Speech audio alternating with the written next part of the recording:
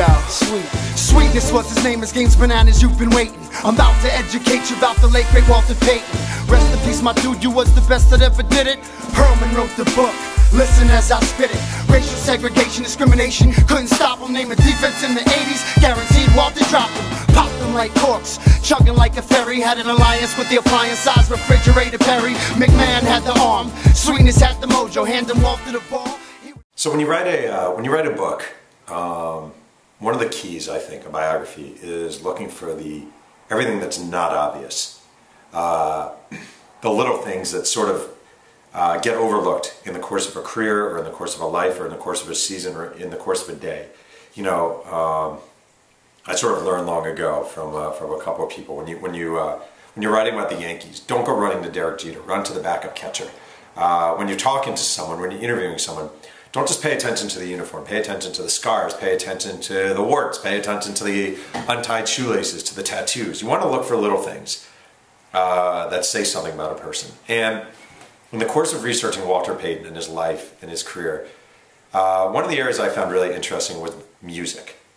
Music was a big deal to Walter Payton in a lot of ways, and it was a big deal to people who surrounded him. When he was a kid, growing up in Columbia, Mississippi, his brother Eddie and his sister Pam played the piano. Well, Walter played the drums, and he would bang, you know, almost like the narrative of Jay-Z growing up. He would just be banging all the time, banging, banging, banging, driving people crazy. Played the drums in the school marching band until he found football, and eventually he stopped playing the drums. But he was always a musical guy at heart. When he was in college at Jackson State, he used to appear regularly on a weekly dance show called 24 Black Karat Gold. Jackson State, historically black college, university.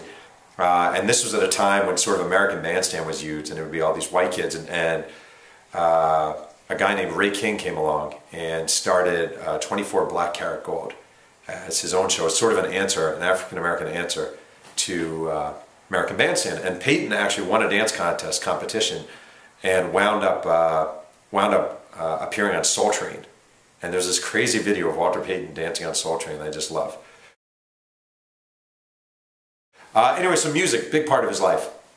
And everyone knows about Walter Payton and the Super Bowl Shuffle, which is oddly was nominated for a Grammy. It lost out to a Prince song, but was nominated for a Grammy. There are a lot of other sort of musical elements in his life, however, that people aren't aware of. First and foremost, and in no particular order, after the Super Bowl, he did a song with William the Refrigerator Perry called Rappin' Together. And there's a Chicago-based music producer named Lewis, who knew Payton a little bit through business dealings, and said, here's a great idea. The Super Bowl Shuffle did great. Now you guys have won the Super Bowl. Let's one-up it. And Walter Payton and The Fridge teamed up to record this really, really bad, sort of gimmicky rap, sort of in the tradition of like, there used to be like the John Wayne rap and the Rodney Dangerfield rap, Rappin' Rodney, all these sort of goofy raps. The Mets, the 86 Mets, to get mesmerized. So they did this thing called Rappin' Together. The lyrics were written by a bunch of high school students in Illinois. And it's just really bad. And even though it's called Rappin' Together, Fridge and Walter Payton never actually rapped together in the same room. It was dubbed in together. And terrible, terrible, terrible. Here's a listen, actually. 34, 72, teamwork is the theme of our song.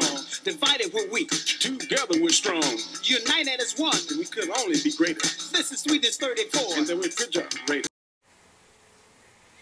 So another song that sort of involved Walter Payton that I actually sort of oddly kind of like is a song. There was an American Airlines pilot in Columbia, Mississippi named Jim Cagle, who in the year of the Super Bowl, 1985, when Walter Payton was huge, he did a song called "The Ballad of Walter Payton," and it's sort of country twangy sounding, and he just did it. He recorded it. His wife was his backup singer. His son played the banjo, and it ended up somehow getting a ton of play in certain precincts of Illinois and certain areas of Mississippi, and it's kind of enjoyable. And my kids actually like it. It's sort of weird, but in the course of researching this book, we've been listening to different Walter Payton songs, and they dig it. So here's a listen to that one.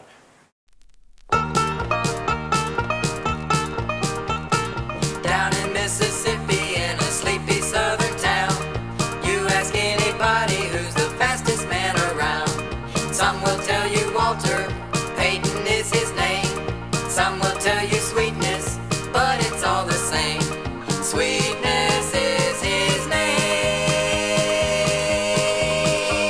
and football is his game. And then, lastly, one of my favorites was Walter Payton. Late in his career, was a spokesperson for Kentucky Fried Chicken. Did a couple of TV commercials for KFC, and he also did a 33 and whatever, a 1/3 inch little floppy record, and he sang on the record, and they gave it away with I guess buckets of chicken.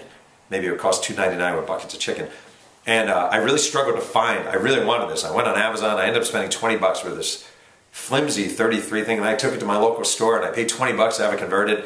And I really didn't use it anywhere. So here, right here, you'll get to hear Walter Payton singing. And this is another song. My daughter wants a song on her iPod. It's a little bizarre. And whenever I put on a CD, and if we're driving around and we're playing it, I always say, we are now the only people in America listening to this song, which I think is true. So now, if you're watching this, you're one of the only people in America listening to this song.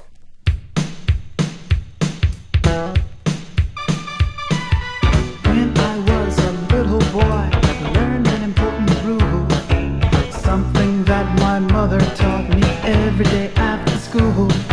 When things get tough and looking bad, just hold your head up high and give it everything you got and everything you try. Keep on down.